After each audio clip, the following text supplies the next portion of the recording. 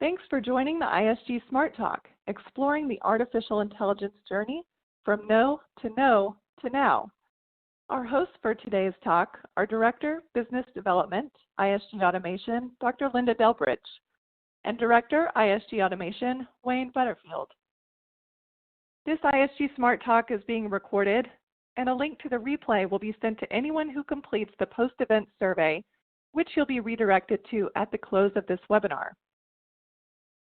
Feel free to submit a question at any time during the presentation by using the Ask a Question box on the left side of your window. And if we don't get to your question during the webinar, or if you're listening to a recording of this broadcast, we'll answer your questions in a follow-up email. With that, I will hand things off to Linda to kick off today's ISG Smart Talk. Thanks so much, Jillian, and welcome everybody to our Smart Talk for today. Wayne and I are excited about this topic, and we hope to take you on a real AI journey today, as Jillian mentioned, from know and what we're hearing to know, so we can inform everybody and get on the same page and help to understand the kinds of things our clients might want to see, to now, why we need to act now when it comes to bringing AI to yourselves as service providers and also for clients. So at ISG, we receive many questions from clients on automation and cognitive, with some really not sure that it's if it really is the technology du jour, the latest thing that somebody is hyping, or some wondering whether it's really time to begin focusing on it, whether it's in IT or business, and then maybe even some, I'm sure you've seen a few of these, that don't just want to integrate cognitive in their company, but become an AI company as well. Let's move along here. So this is just a quick overview of our agenda, where we'd like to take you from that no, not me today, to know what can it do, what kinds of use cases are available for you and your clients today that are real and ready for prime time, and then now, what can and should you do? I'd like to start with a bit of ISG research here, where you all can read this as well as I can, but our premise and our experience is that AI is significantly changing your business and also your client's business. And although we seem to be in the early days of strategy and adoption, many service providers like yourselves already have AI offerings. And then framing it to the client, though, can go from early stages of adoption to thinking about your ongoing relationship and what works best for both parties. But it really is still open areas. So we hope we can offer you some suggestions today to how to proceed on that. So before we do, let us check with you to get your initial thoughts before we proceed. Jillian, would you please bring up our first poll question? Absolutely. So I am sending the survey to the audience now. You should hear a notification on your computer when it pops up on your screen. We'll give everyone a few seconds to answer, and then we'll go through the results together. So the poll question today is, what do you think artificial intelligence means to your clients? And we have it's a multiple choice question, and you only get to pick one here. So is it A, replicating the human brain digitally? Is it B, AI involves machines performing tasks that are characteristic of human intelligence? Or it could be C, true AI means not being able to tell the difference between a human and a machine answering questions behind a closed door. D, AI is the ability of a machine or a computer program to think and learn. Or E, hey, none of the above, my clients aren't even thinking of AI yet. So we'll take a few seconds here to let you all register your answers to this fun question. It really is amazing the different kinds of definitions we have. Wayne, I'm sure you've seen even more than this. How are you doing today, by the way? Absolutely, yeah, I'm great. Thank you, Linda. Great to be here again talking about AI and automation and the role of service providers. So looking forward to the rest of the talk. Excellent. All right. So we have. It does look like most users have submitted their answers.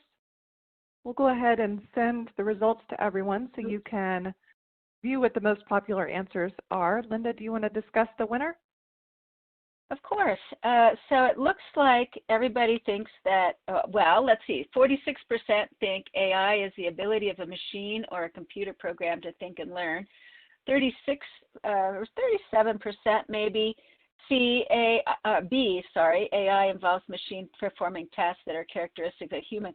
To be honest, all of these definitions are, except for A, replicating the human brain digitally, because you know, it's not all about creating neurons and synapses and that kind of thing. It really is about taking the power of computing and networking today that allows us to process so much more information today than the human brain ever could. But it's really interesting how we're going to talk about this, how narrow things are today. But it actually, I just want to bring C to your attention, because C is really the Alan Turing version of AI, where if a machine can answer things and you can't tell the difference between a machine and a human answering that same question, then that could be maybe the best of all definitions of AI. Well, with that, that's great results, everyone. Thanks for that, and appreciate you sharing that with us. Let's get back to our presentation now. So now we're going to talk more about the hype and the reality of our discussion, so about really what is AI. Wayne, can you please give us your latest thoughts regarding all of this hype that we hear about in the news? Yeah, absolutely. So I think the biggest challenge that anybody who works in the AI space will see is the perception of what AI is, generally in the consumer's eyes. And so, you know, if you think about hype and we think about AI, then generally we think about the Terminator. But I think in reality, we're so far away from the Terminator. I saw a great post on LinkedIn the other day, which had consumer perception, the Terminator is going to get us, and then it had a picture of his algorithm that he'd been building, which was clearly a picture of a cat, and it had labeled it as a dog. So I think that really shows us where we kind of are. We're in this world at the moment of what we would call very narrow intelligence. So an AI can be extremely good at a task. Ordinarily, you can get some very good algorithms that can distinguish between cats and dogs.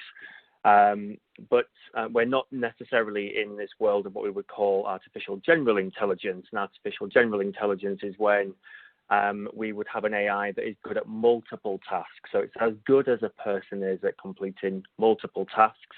And we'd expect to get to a level of AGI somewhere in the next kind of 10 to 30 years. If we do think about the Terminator, though, and what's potentially the last and greatest invention man will ever make, then we would probably class that as artificial superintelligence.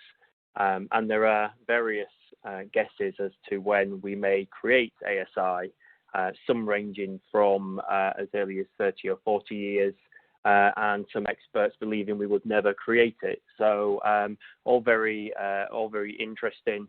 But yeah, I think where we are right now, very narrow, and where we may get to over the next 50 years, as I say, is potentially the last and greatest invention man will ever make, which would be artificial superintelligence.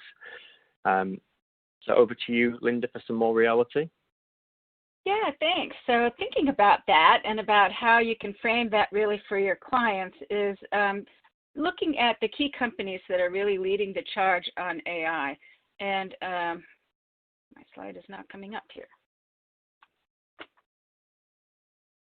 Go back. Let's go back.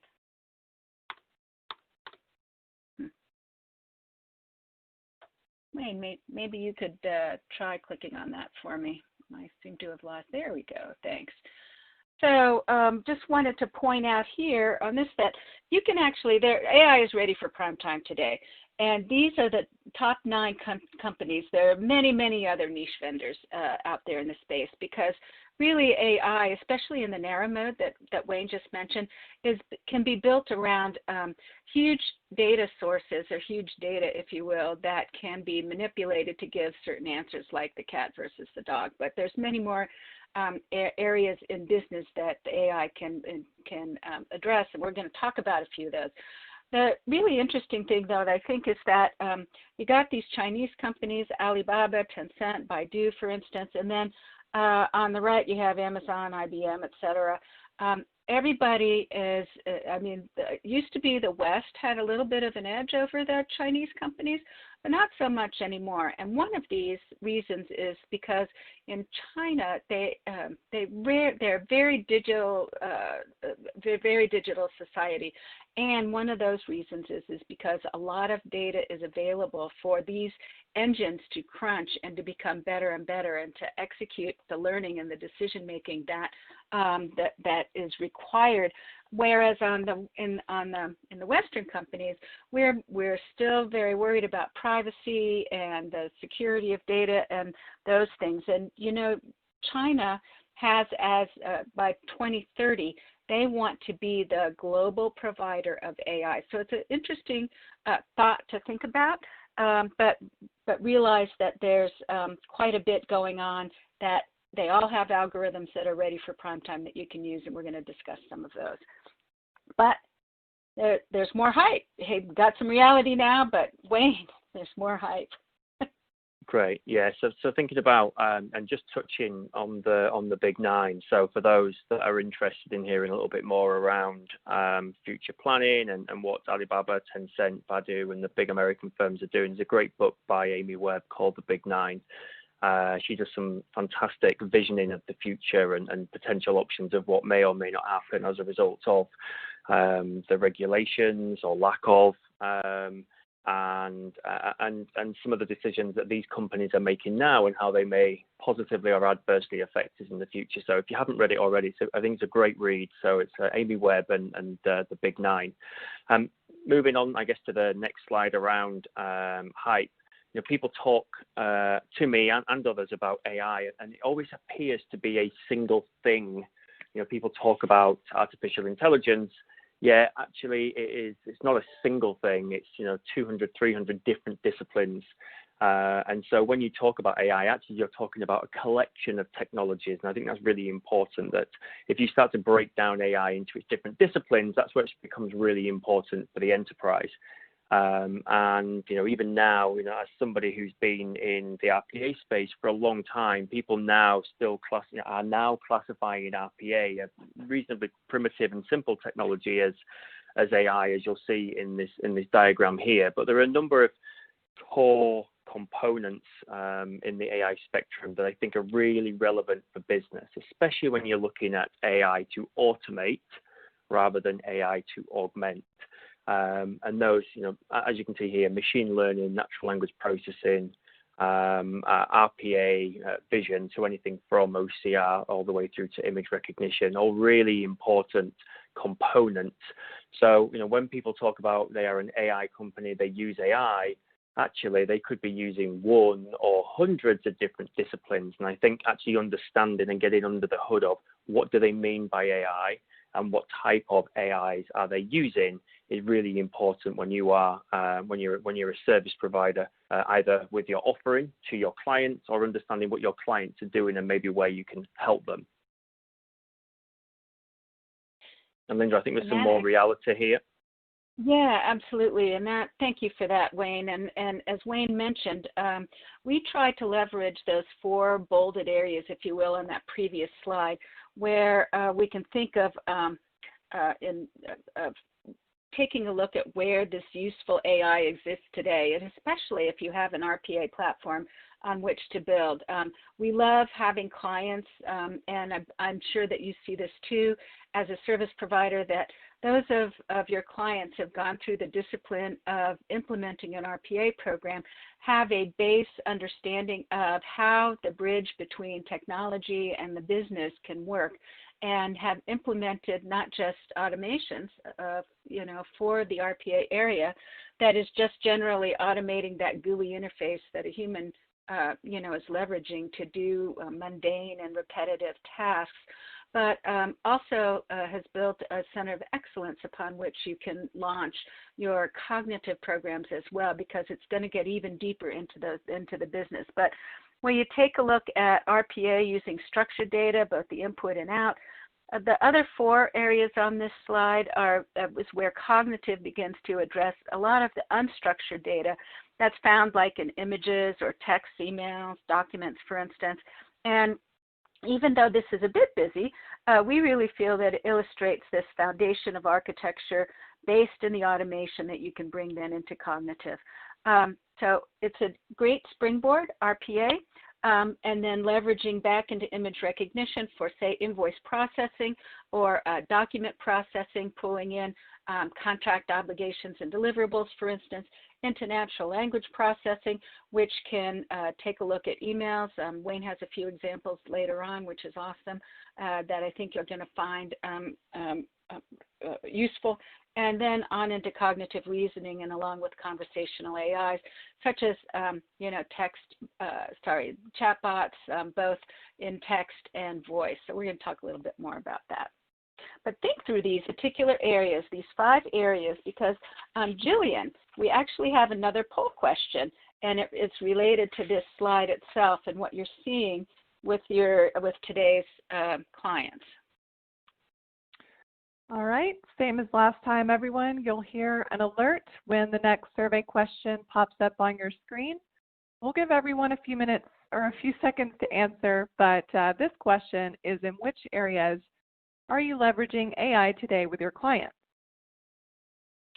So if we bring up the survey answers, it's again multiple choice. Again, no wrong answers, so feel free to click away. We start with RPA as potentially the foundation. And you can actually pick more than one on this particular multiple choice question. We have image recognition, NLP, cognitive reasoning, conversational AI, a lot about data extraction and analytics. That is a really necessary part of a lot of AI. We'll talk a little bit more about that. Or G, none of the above. So we find that a lot of Wayne, in our experience, we do find that RPA is a great launching pad for clients that want to begin leveraging AI. Yeah, we do, and I guess there's a couple of reasons for that. Is if you think about RPA as a technology, it's very good at transactional type activities, high volume, and that's great. But I think for most organizations and most processes, we would long for structured digital inputs with rules-based processes and reasonably simple rules at that. Yet, as soon as you kind of dig under the skin of most organizations, you tend to find that there are a lot more nuance than that, and they're a lot less structured. A lot of processes happen via email, via conversations, and so RPA is just not strong in those areas. And that's obviously where additional AI and cognitive technology certainly start to come to the fore. And what we tend to find now with most organizations that have gone on this RPA journey is they already know, although they don't know, where their opportunities for AI usage could be. And actually, the service provider community probably has more information about which AI technologies a client of theirs could or should utilize than just about anybody else, with the amount of work that they often complete for them. So I think we have a great deal of knowledge on or potential knowledge on the call around what tools and where they could be used already, Linda. Excellent, Wayne. Yeah, thanks. And it looks like I guess we're ready to send the results to the audience here. Thank you all for your participation. Almost. Sorry, Linda. I just sent the results to everyone, but it looks like we have a Great. couple clear winners here if you want to go over those.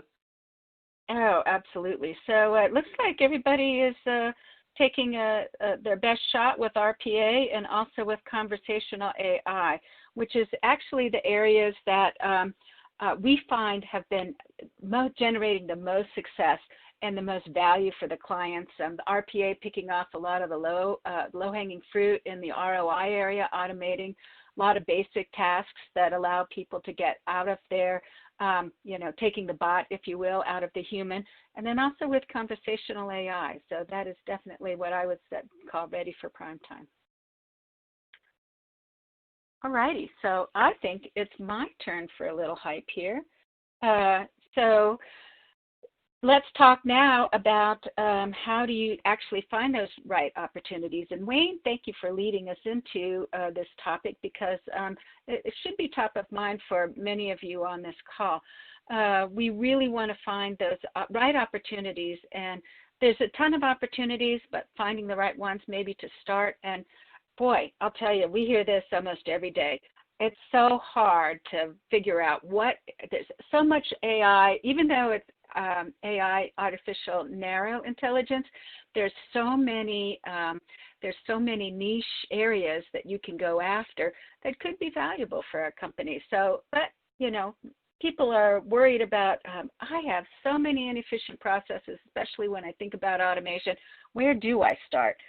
Or a lot of our clients have already been through Lean Sigma, and I'm sure service provider clients have too. Now what?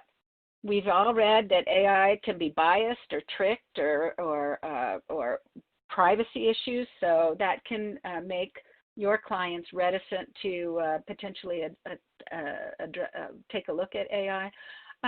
Maybe there's no budget. I've heard it's really expensive. You don't have your budget to start with AI or to pull AI together within your company, and therefore neither do your clients. There also is a certain amount of data that is required to train AI, and it has to be a lot. It can be a lot of data depending on which area you go after, but we're going to talk about the AI nowadays can be pre-trained, if you will, to help alleviate a bit of this issue, or can take less data. And then finally, most companies, probably in your company as well as your clients, are finding that the data that they need to actually leverage with AI is all over the place. Hardly anyone has a single source of truth. Hardly anyone has a centralized data warehouse or data lake where all of their data is. And so these seem to be huge stumbling blocks for really trying to even start with AI. What say you, Wayne?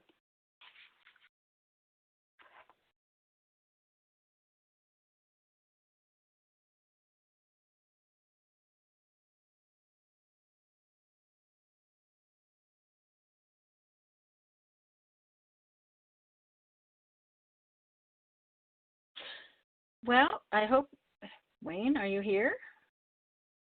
Sorry, I was talking on mute. Yes, I am. Sorry, guys. So yeah, I mean, we break down trying to find opportunities, AI opportunities, into some reasonably simple buckets. We find this works really well with our clients. It really helps simplify AI in their minds. So again, often thinking about the Terminator or thinking about huge amounts of data and pattern recognition, augmenting of their business, you name it. They're thinking far beyond potentially where AI in its present state can actually take them. But if you think about what the types of processes that they complete and the characteristics of those processes, you can really simplify it. And we tend to find this works really well with our client base when trying to help them understand when and where some of those different AI algorithms that we spoke about earlier on can help them in their organization. So I mentioned before, but RPA really strong at copying, moving. It's the workhorse for data, basically the moving of data around the organization. If you're reviewing a process and you need to look at something, whether that be an invoice, whether that be a scanned form, potentially it's a picture of something. then you know that if you're looking within a process, then you'll need some kind of OCR or image recognition technology.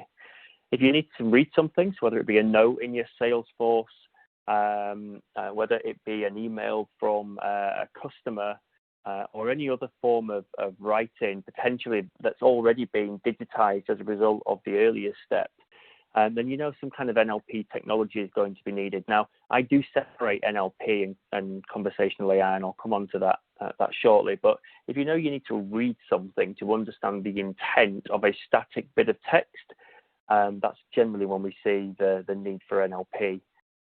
If you need to make a decision, or your process is about decision making, so something like underwriting as an example, or potentially fraud detection, are pretty much decisions based on different data points and making a decision on those data points. But also it could be another process within your organization, maybe one that's slightly too complex to automate using if, then, or else type rules. And we find cognitive reasoning, or the ability to use machine learning in those instances, ordinarily very amenable. And then lastly, conversational AI. So if you need the ability to communicate, so obviously we see strong adoption of conversational AI in front office parts of the business, so customer service, whether that be B2C, B2B, even a growing trend. We certainly have seen this for a while in kind of IT service desk type who are heavy with IT service desk, but also HR departments, probably less so some of the others. But internal departments, certainly we start to see this trend of utilizing conversational AI also. So if you imagine, the ability to copy, look, read, decide, or communicate, those are the characteristics that you will see in quite a lot of the processes that you're already completing for your clients. So it's not that the opportunities aren't there and that you probably already are already making some headway, but actually simplifying this, we find works really well for our client base. They can really start to it almost dumbs down AI to a level where in 5 characteristics you could start to build an understanding of which technologies could automate either processes or entire departments. And again, we've got a couple of examples later on where we've used this kind of methodology to automate processes within our clients. So Linda, over to you. I think there's a bit more information on the different functions within an organization and where we're seeing different technologies be more successful in different parts of the organization, right? Yeah, and I don't seem to have some trouble with the slides here today. There it goes. Yeah, Wayne, and of course, as you know, another way to maybe slice and dice where you might start with AI in your particular client, along those same lines that Wayne just mentioned, thinking about how a human actually does the process itself, and then thinking about what tech might need to be used to be automating that. Think about your back office where there's a lot of copying and pasting, a lot of input and output, and a lot of potential data extraction. And definitely in the back office, structuring your data and then entering it is something that has been highly successful from an RPA perspective. The RPA platforms are now adding in the image recognition and some data extraction and summary tools that allow you to then expand from the bottoms up that RPA into more intelligent tech. And then you also have then things that might happen in the middle office. So thinking through what Wayne just said based on, hey, in the middle office, we're really analyzing more data, making decisions, things like pattern recognition from marketing, think Amazon, think Netflix, think the kind of thing, think about the Google ads and how you get Google ads, the cognitive reasoning, machine learning, and pattern recognition that come around that can be leveraged in the middle office. And then finally, taking a look at the front office, actually conversing with your clients, which is, the role of most front office applications. That's where you can start bringing in the NLP, the expert systems, things of chatbots and virtual assistants that we think of are more up and coming. Wayne, do you have anything to add in this before I move on to our heat map of where it's in use every day? No, let's get on to the heat map, Linda. I think that's really useful. Great. Okay, sure. So thinking through everything that we've just said, we've taken some research and our experience and put together this heat map that you might want to consider in taking a look at applying AI and where it is in use every day by us already. So these are existing use cases that are already, our clients and service providers are already seeing great value in. So you see RPA, the current usage is high. I mean, we just did a study, our Bot 3.0 study is being updated as we speak, and it's showing that it's moving from 75% of the companies are just starting to really only 25% just starting. That means everybody is really already in the game and starting to move into the AI and cognitive area. So while our RPA is automating those human keystrokes and that repetitive, mundane, no to low value add to your company, think signing on to systems, downloading and manipulating data, storing it, sending out emails, as Wayne said, any swivel chair processes that you see that moves data from one system to another, things like invoice coding, deposit, general ledger, sales and use tax, or AR reconciliation, exception handling, and check one prep, for instance. Those are the kinds of things that if your clients haven't started an RPA, really need to get this to them. This tech is very, very important to keeping your clients competitive. If you move to OCR and image recognition, when you tightly couple that with RPA, as I mentioned, many platforms today are providing the ability to integrate some of this OCR, ICR technology. That is allowing for smarter data input, like Wayne said, taking PDFs and scanned images. It even is moving to handwriting. There's a lot, the handwriting is maybe, you have to be careful about looking at that in prime time applications, but it's definitely coming along. But the straight through invoice processing, claims processing, and the like, that's where OCR and image recognition can help. On the NLP and NLG, natural language process and natural language generation, as Wayne says, when you have businesses with huge volumes of numerical data that needs to be analyzed and presented in a readable manner, this is where you can also leverage NLP and NLG. So NLP reads, NLG writes, and there's really immense use cases in banking, finance, insurance, healthcare, and really just processing emails. And then moving along to cognitive, cognitive is handling a lot of conceptual, symbolic data, not just pure data or sensor streams. So it can manage huge amounts of data, exhaustive rounds of analytics, deciding when to pulse brakes, like the driving, the car algorithms that we have today, driving on slick roads. These cognitive algorithms are deciding when to use the brakes, and what sorts of things we might want to know based on questions we ask. I mean, look at Google and the search ahead. But it can really go far bigger than that, along with it can scan billions of words scraped from tons of sources and finds patterns of illegality, terrorism, along with basis for business intelligence on how to better market, like even teddy bears. Can be used for more economically purchasing raw materials for manufacturing, or keeping an aircraft stable in rough conditions. Don't think the 737 MAX. Any application of computing that is within uncertain context can be a candidate for application of cognitive computing. The Big Nine offer ways to do that today. And then finally, conversational AI. Wayne has a great example we'll move into now, found in chatbots and voice assistants, using it to automate customer-facing touch points. This time is now to really begin to expand your use of this tech. And I do see a quick question here.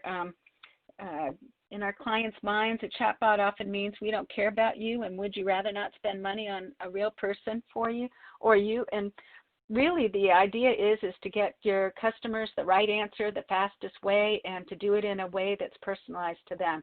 And I mean, I personally often prefer chatting. There are some chatbots that are better than some, if I could say it that way, but we'll have a lot more to say on that in a few minutes. So Wayne, how about some real client examples? Great, yeah, and I think there was a question earlier on as well around some examples of this in real life. So let's work through. I think there's 3 here. So the first one I briefly mentioned around underwriting earlier, and if you think about underwriting, it's a process that is often used in insurance, of course, also in other areas of financial service. Whether it be on loans, mortgages, as well as obviously insurance, etc. The process itself, regardless of which organization, broadly similar, different systems, but a similar thought process. And this is a great example with one of our financial services clients. They had a large number of people doing a lot of these tasks manually. Interestingly, and the bit that I find fascinating is they did have a large proportion of volume automated. They use a core system. It did generally automate, but for all the exceptions that were being spat out, and they weren't too small in volume. They had a 2-week turnaround to get back to the client. Now, these were offering financial services products. Now, for most people who were interested in a loan, a credit card, a mortgage, to have to wait over 2 weeks to get an answer in today's day and age was an absolute eternity. And for most people, if they don't get an answer within 2 minutes, they're probably going to try to get an answer with another competitor of this particular brand. And so automation for them was not just around, can we reduce the number of manual steps in our exception process for underwriting, but actually, can we create almost or improved real-time decisioning on an increased proportion of our customers? And we used 3 or 4 different technologies here. Our PA was still doing a lot of the heavy lifting, the picking up of exception data, double checking it in a system to see whether or not the customer had previous declines for their products or services, whether they were existing customer, if so, which product, and all of that data was then fed into a cognitive reasoning technology. I think it's 3 or 4 different bits of data, and that decision engine would give them an improved answer. There's a proportion of customers then which were accepted at that point, and another proportion where they had to go through another check, an anti-money laundering check, when they were requested to send in some additional bits of information, their passports, driving licenses, utility bills, etc. And again, all of this is as close to real time as possible. And that information would be sent in. That information would then need to go through an image recognition algorithm. Not only are we looking to extract information, but we're also looking at some particulars, some traits within the images that they're sending through. Are they clear? Does the image, does the face on the passport or the driving license, does it look genuine? I.e., is somebody wearing a hat and glasses? Have they said on their date of birth they're 20 years old, but it's a photo of a 60-year-old? Is there genuine? Is there any reason why we shouldn't believe that this document is genuine? And then that information is then again passed into a decision-making engine, and they are either approved or not at that point. But that took a very manual process that had a 2-week SLA. And was aiming to create decisions generally in less than an hour through the use of multiple technologies. So this wasn't just one technology; this was many. So a really good example, a single example there of a process. And I've seen similar processes be automated. Certainly, a lot of the demos I've had with other service providers in the past have spoken about. KYC is a great example of utilizing multiple technologies, whether it be NLP, image recognition, etc. So this is not necessarily unique, but it was a great example of where it was less about headcount reduction and more about trying to create a competitive advantage for this particular client. We spoke about chatbots a lot as well. So another client within financial services. This is a intelligent assistant that we built into their app. The aim was to reduce the number of queries that were going into their agents. I know, I think it's Ian asked around chatbots, and by putting a chatbot on, does it dilute the value that you're placing on a customer? Well, I think for most customers, they would rather get a simple answer from a chatbot if their question is simple immediately than have to wait on the phone for an hour. So I think for certain queries at least, or the ability to be triaged, chatbots created in the right way are actually a benefit.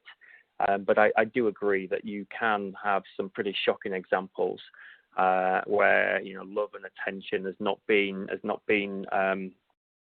thought too deeply when they created the experience. And interestingly, I think with chatbots more than any other automation technology, it's not necessarily the underlying technology that's going to create a good or a bad experience. It's actually the design of the conversation. That's probably the most important thing in that space. But again, this is a great example of taking an understanding of a business, why customers were contacting them, understanding which of those queries could, in theory, be automated in a great way using a chatbot. But they're also creating a really easy way for the customer to speak to a person if they became frustrated or if the chatbot wasn't able to help them. And I think that's the benefit of creating a great chatbot versus maybe a bit of a dumb bot, which we do see quite often. And then the last one, the last example, similar to the first one really, but thinking about fraud. So certainly for this particular client, they had something like 9 or 10 different reports which were spat out of their automated fraud decision making or understanding tool, which were all completed manually. So each of these 9 reports all had a slightly different reason for why they'd been flagged, and there was an investigation that needed to be completed by the agent, often not overly complex. And again, we used automated decisioning technology within this particular example to automate some of the process that the agents were completing. And again, this, although there was quite a significant headcount reduction, actually, again, going back to the first point around underwriting, the beauty here was that they only had enough resource initially to deal with red flags, so those which were flagged red as high potential fraud. Yet 70% of the flags were actually amber, i.e. we think there might be an issue here that we might want to investigate, but actually they didn't have the resource to be able to do it. So not only was automation able to free up some of their people, but they were actually starting to investigate amber warnings as well as red warnings to help them actually cut down on the amount of fraud that was being completed in this particular organization. That reduction in fraud significantly outweighed the headcount reduction that they would have seen. So again, it's not always about, can we reduce the number of heads? And I guess the service providers, that's really important. It shouldn't always be about cost takeout, but actually, how can we expand the reach of the service that we are offering to cover more, to do it quicker? And what incremental value can that add to our clients? And I've seen a great example recently working with one of my clients in their finance department, in that actually it's not about can we reduce heads, it's actually about if we were able to produce a number of these reports, not just monthly or weekly, but daily or hourly, what would that do to our ability to make better informed decisions? And what would that do to our bottom and top line?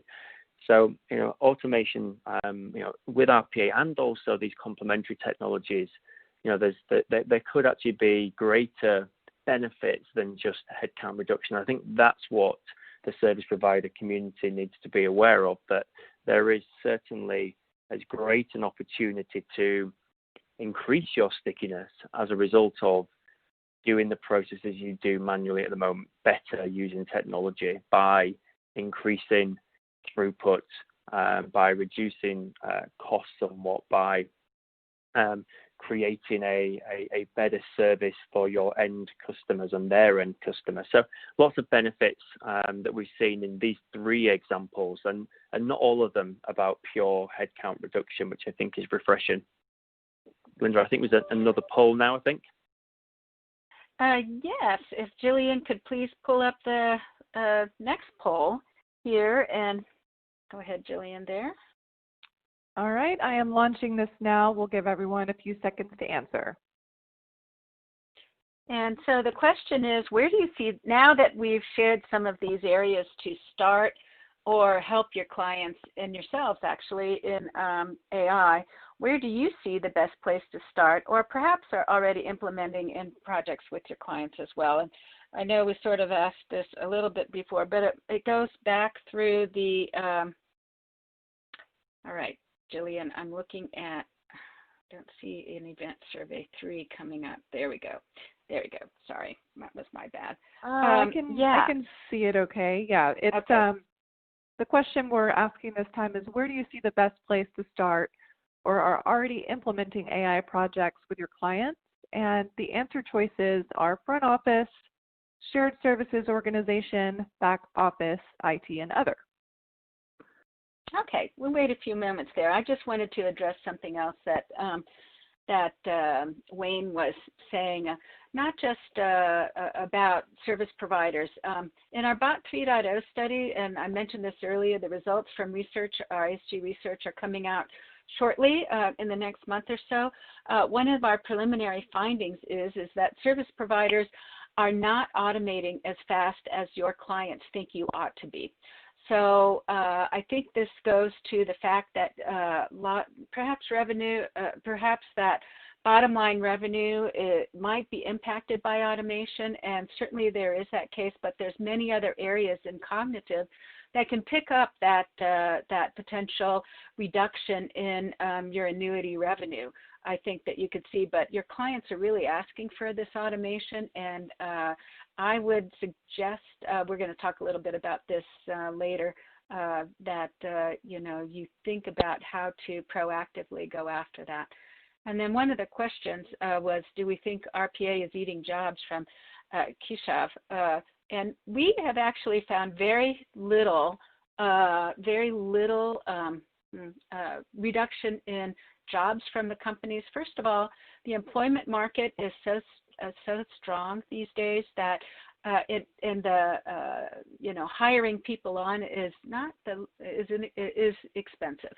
And so if you already have somebody that understands your company and is a good fit culturally, then many of our clients are either leveraging those people to do more of their value-added job while the automation takes over the more mundane, say RPA or some of the other AI that we've mentioned.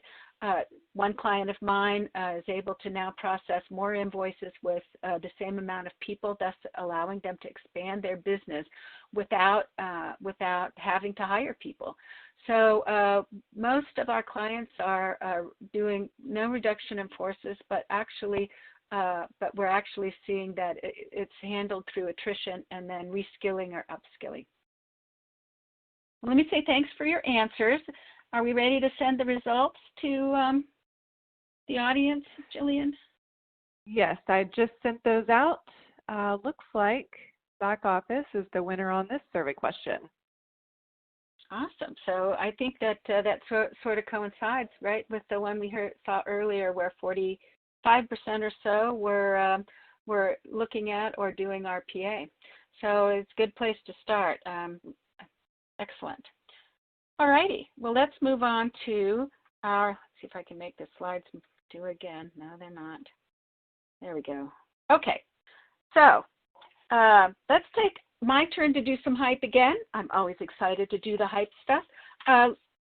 We hear often, okay, not only is it hard to find the right AI project, but boy, it's also difficult to start.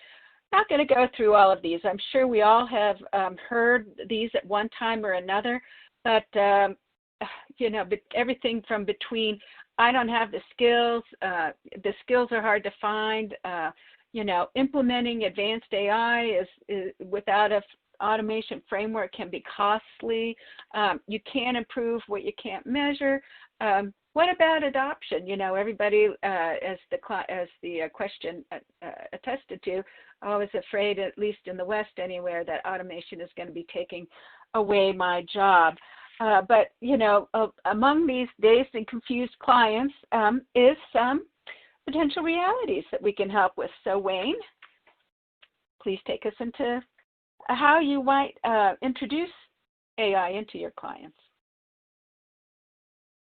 Absolutely, yeah. So obviously, I think the key springboard that we mentioned earlier on is if you already have an RPA COE, a capability within your organization to use technology in areas of the business that we also see as being strong contenders for AI, like back office as a great example. Then don't start from scratch.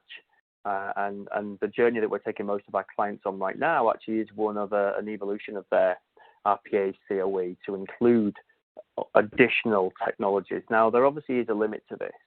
And so going back to the types of AI technology that are relevant, if you are using more complex forms of AI, then it's probably not going to be within the skill set of your RPA developers. However, if it is intelligent document processing using OCR and machine learning, if it is some basic natural language processing, then actually it's more of an upskill for your existing team versus a complete rewrite of their skills. And certainly a lot of the ISG developers internally we see as being able to take on a lot of these new technologies because they have actually been designed, I feel certainly with business users in mind, and at least some of them.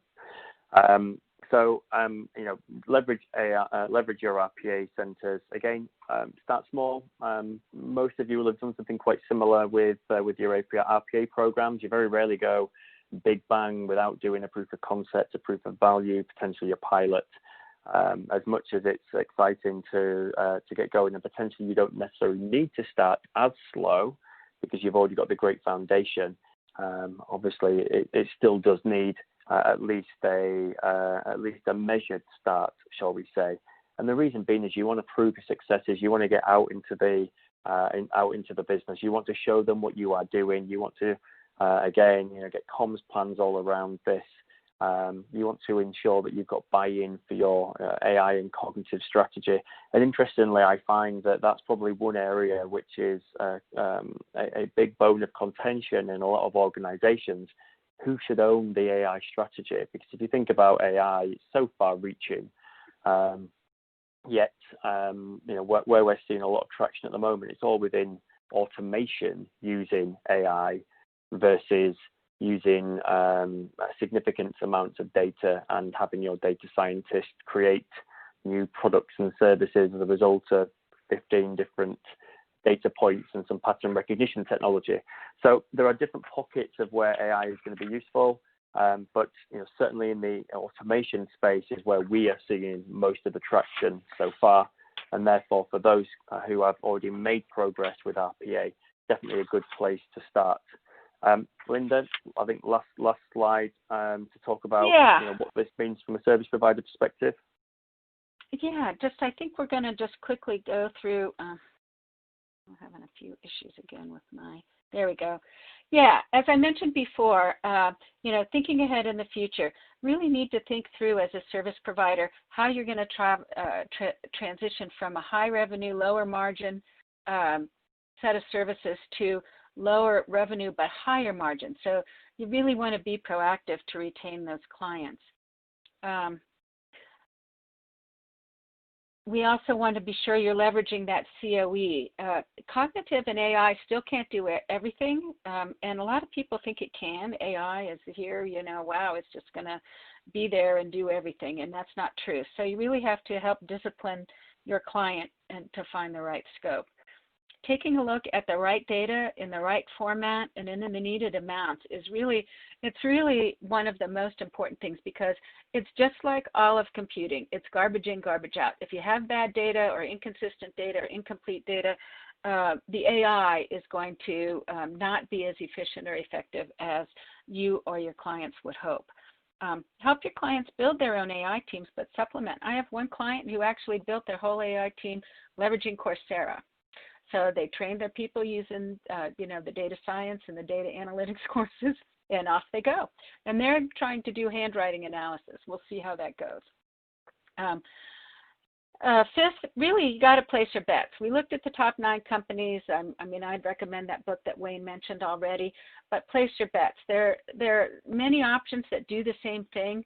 Try to make a decision quickly and fail often, fail fast in that area. Just select a horse to ride in that race and get going. Be sure to leverage your key AI skills. There really is a difference in how you might want to estimate. There's iterations and iterations galore in establishing AI and making sure that it's going to be effective and efficient and do the right thing. And they're different from most of your application development projects. So it really takes some AI insight and key skills to be sure that you're putting the right sets of milestones together. As Wayne mentioned, agree on the ownership of these AI initiatives as well as strategies. It's really key. Is it the business? Is it IT? Is it a combination?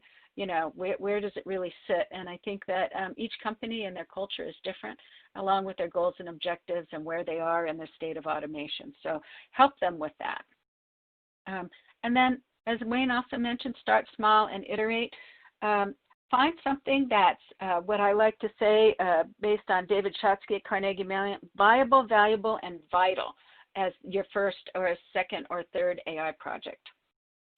As we're running out of time, we do have just a couple of quick things that we wanted to get to at the end, just helping you figure out where should you actually start on your cognitive journey. Having an experienced and independent trusted partner can really accelerate that journey with yourselves even, or with your clients. So if you think about the kinds of things that you can do now, let me just say, one of the very first things that we work with our clients on is a cognitive assessment. There's internal ones and external ones that you can do. It really takes a look at your processes, starting from the bottoms up, where your RPA breaks out and requires a human. Is there something there that can then have AI come to the rescue, if you will, to pull together much more of a straight-through process there, because that really is the goal, 100% straight-through processing. Or is it tops down, maybe starting with a chatbot in a particular area where Wayne has already mentioned. Wayne, I think you got the next one. Are you on mute again? Yeah, so obviously review and analyze your existing automation portfolio. You need to be thinking about what it is, what you're seeing. You probably already know where cognitive can add value, especially if you've made progress with RPA. Every time RPA can't do something, it's highly likely that another complementary technology will be able to do it.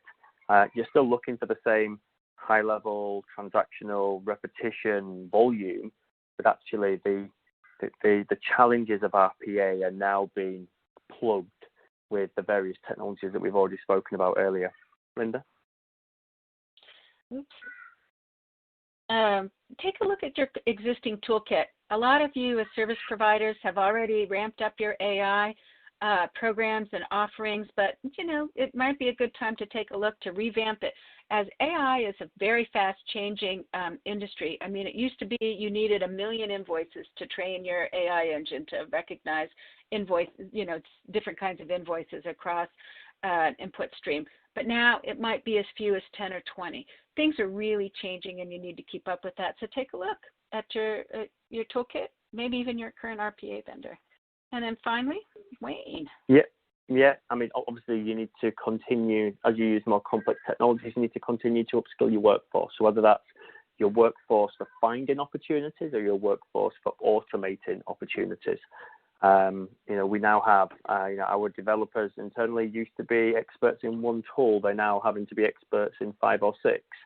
And so constant training is really key to continuing to build your capabilities across these multiple vendors. Because I think certainly a lot of the areas, there is no clear winner. There's not the BAU of RPA is Blue Prism automation, new UiPath. When you start getting into NLP, OCR, and image recognition, suddenly you don't just have 3 big players, you might have 10 or 20. And so it's very difficult to be experts in all of them. So having a spread of some of the best tools is really key. Why don't you take the last slide here too, Wayne? Cool. So we, from an ISG perspective, help both end clients and also service providers. We have a long history in helping our clients A, understand problems, and B, help solve them. And that's often alongside our friends in the service provider community, as well as completely separately as well. So, ISG is the partner to help you help your clients go on that journey towards Bot 3.0. And I guess with that, it'd be thank you very much all for joining. And I think we've got time for one question, and then we'll need to wrap up. All right, thank you, Wayne. We do have time for one quick question, and then we will wrap up. But the question is, GDPR is coming to North America soon. What processes do you recommend to meet this compliance? Cool. Well, Wayne, why don't you take that one, since you're from the UK and you're already doing GDPR? Yeah. So interesting. We've seen a few different processes that obviously we've never seen before, and actually generally from an RPA perspective, have been quite complex. You're in theory having to go in and find data that on particular people and clients and cleanse it. You have to keep it up to date. So data-related processes we've seen a lot of traction in over probably the last 18 months. Less so now, as I think most organizations have kind of got to grips with it. But we certainly went through a phase where in every business case that we were pulling together for our clients, they were making sure that GDPR-related processes, which was basically the cleansing of data, so subject access requests, cleansing of data, cleansing of databases, regular cleansing of databases, etc. All of these processes were, although weren't having a significant number of FTE assigned to them yet, they knew that if, and this was actually a bit of a bubble, to be fair, which is probably a bit of good insights for everybody. Suddenly, just because you can request access of all data that people have about you, just because you can ask to be opted out, doesn't necessarily mean that your entire customer base is going to want to. So I think certainly some of the predictions around, with our clients at least, the volumes that they might see on the back of GDPR didn't really materialize. So I would think that that's probably quite similar to the US also. Interestingly, I think the biggest challenges that most organizations have seen, and the service providers just as much as anybody else, is their ability to market post GDPR. So it's actually a downstream consequence that suddenly even things like the advertisement of this webinar becomes so much more difficult in Europe as a result of the GDPR changes around what data you can have about people opting in and out. So I think you're going to see some challenges. We've certainly seen them in Europe. I don't think the impact for each client that we've worked with has been as big as what they expected. But certainly there are certainly consequences that go far beyond the processing of subject access requests and cleansing of databases. Awesome. Well, thanks, Wayne. Hey, okay, look, thanks, we've had a fun hour. Yeah, taking a look at cognitive strategies that you and your organization can learn from no to now. Hopefully we've met our goal and you found this webinar valuable as well. Thank you from Linda as well. Jillian, want to wrap up? Yes, thank you both. This does conclude our time today. Thank you for joining this ISG Smart Talk. As mentioned, we'll be sending the replay to anyone who completes the post-event survey, which you'll be redirected to shortly. If you'd like to speak with Linda, Wayne, or any of our ISG advisors, please reach out to us at the address listed on the screen. Thanks very much for listening.